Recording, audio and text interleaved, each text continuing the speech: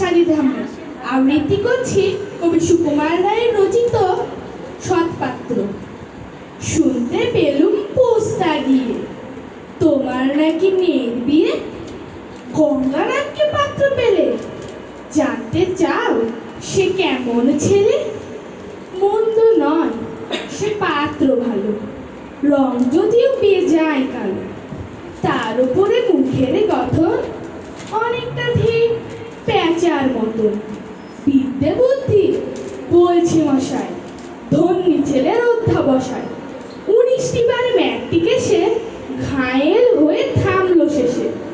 বিষয় আশয় গরিব বেজায়, কষ্টে সৃষ্টে দিন চলে যায়।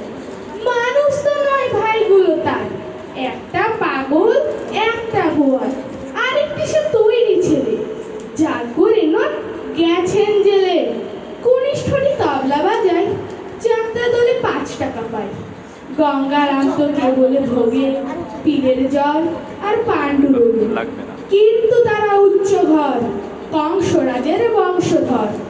শ্যামলাহিরি বনগ্রামে কি যেন হয় গঙ্গারামে।